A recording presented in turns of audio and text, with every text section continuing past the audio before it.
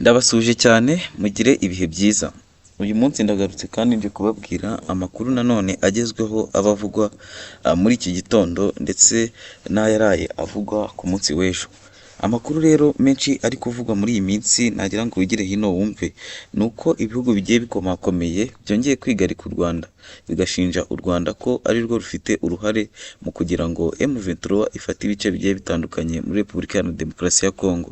Nyuma y'uko rero M23 ifashe Uvira mu minsi ingahe ishize, iminsi mikeya ishize, n'ubu ngubu rero biravugwa ko ibihugu nk'Ubufaransa, Amerika ndetse n'ibindi bigiye bitandukanye bikomeye byakomeje gushinja u Rwanda ko rwagiye ruha ingabo M23 kugira ngo ibashe kuba yakwegukana bino bice bigiye bitandukanye. Ni nyuma y'amasezerano y'amahoro bari bamaze gusinya hagati ya Repubulika ya Kongo n'u Rwanda muri Leta Zunze Ubumwe za Amerika, ariko bidateye kabiri mu nama y'umutekano Leta Zunze Ubumwe za Amerika zikaba zashinje u Rwanda ko ari rwo rufasha M23 kuba yahangana n'igisirikare cya FARDC, ndetse bakongeraho ko u Rwanda rwateye u Burundi mu bisasu M23 yari yateye hariya hakurya mu Burundi, nabyo ari u Rwanda ari byihishe inyuma. Ari nayo mpamvu bivuga ko ibihugu byose byahise bihindukirana u Rwanda bikavuga ko ari bo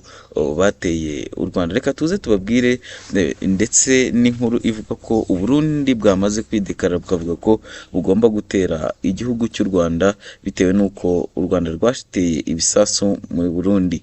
Reka rero tugaruke tubabwire, kora subscribe hasi aho ngaho ndetse ukore no kukazogera, tujye tubana tukugezeho ibiganiro bigiye bitandukanye.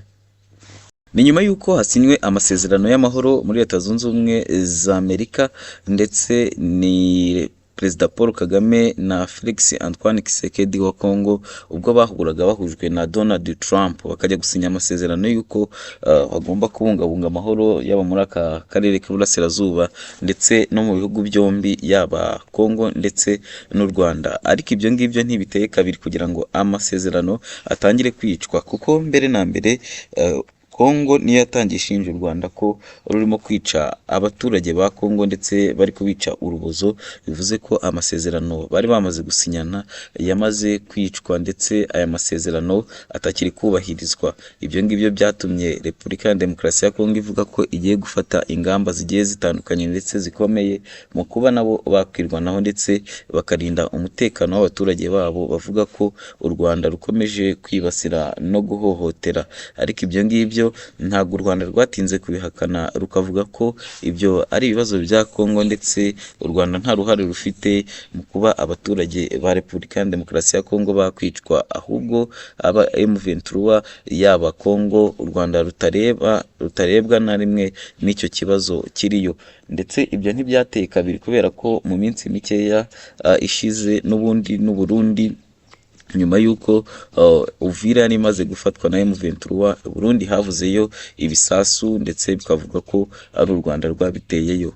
Ntabwo ari ibyo gusa, kubera ko mu nama yabaye ku munsi w'ejo y'umutekano ku isi ya UN, iyi nama byarangiye ibihugu bigiye bikomakomeye, ibihugu nka Leta Zunze Ubumwe za Amerika, ibihugu nk'Ubufaransa, bya bihugu nyine biza imbere ku ruhembe, ibyo bihugu byarangiye bishinjije u Rwanda ko ari rwo rufite uruhare mu iterwa ry'ibisasu ndetse no mu ifatwa rya Uvira kuri M23.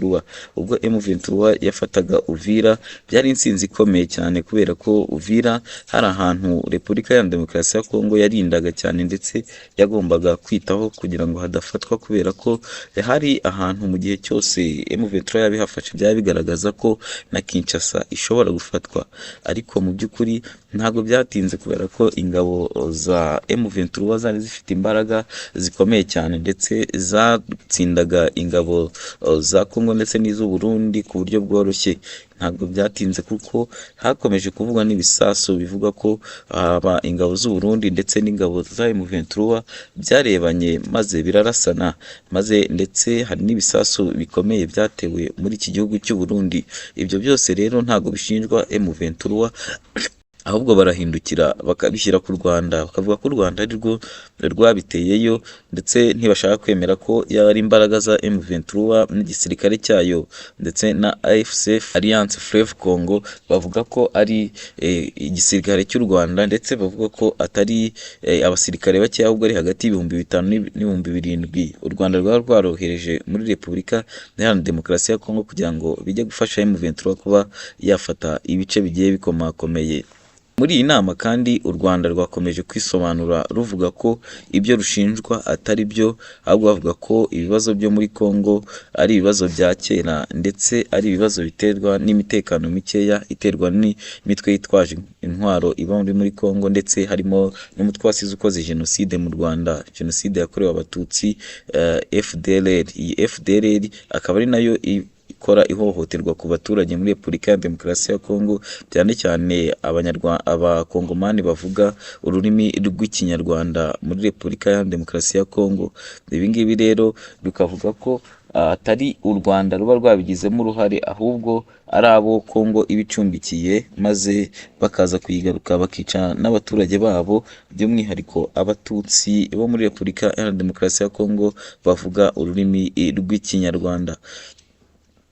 Si ibyo gusa kandi, kuko u Rwanda ruvuga ko bananiwe gucunga umutekano wabo, ndetse bananiwe gucungira umutekano abaturage babo. Ibyo ngibyo bituma M23 ibona ko harimo ikibazo, ndetse igahaguruka ikirwanaho.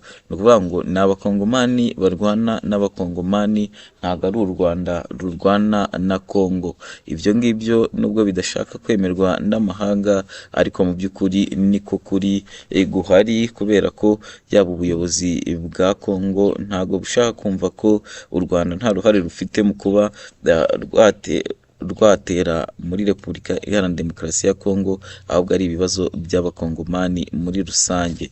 Leta Zunze Ubumwe zatangaje ko zigiye gukora igishoboka cyose, ndetse zigakoresha ibikoresho byose bishoboka zifite kugira ngo zirukane u Rwanda, ndetse zihagarike u Rwanda mu bitero ndetse n'imirwano ikomeje kubera muri Repubulika ya Demokarasi ya Kongo. Si ibyo gusa, kuko n'abarundi muri iyi nama bamaze gutangaza ko bagiye gushoza intambara ku Rwanda bitewe n'ibisasu bagabweho bakabiterwa mu minsi yashize, ndetse bakavuga ko bagomba kwifashisha itegeko ry'umutekano rya Loni rivuga ko mu ngingo cyangwa se article ya 51 ivuga ko mu gihe cyose igihugu runaka cyaba cyashotoye ikindi, ndetse icyo gihugu gishobora kuba cyakwirwanaho kikaba cyahindukira kikajya kwishyura icyo gihugu. Ibyo ngibyo bigaragaza ko mu gihe cyose abarundi baba bateye u Rwanda bataba bashinjwa gushotorana, ahubwo baba bameze nk'abagiye kwihorera, bitewe n'uko u Rwanda rwaba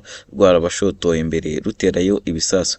Abarundi rero bakavuga ko ari itegeko bibikiye, ndetse bagomba no kubahiriza.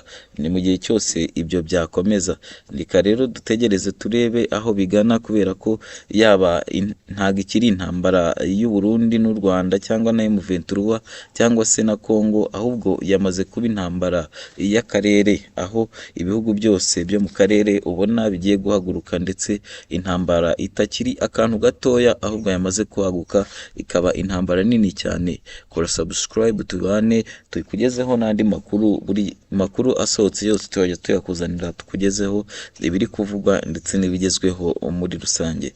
Ndagushimiye weho ubana natwe buri munsi muri ibi biganiro. Kora subscribe ukore no kukazogera kugira ngo tuzamuke umunsi ku munsi.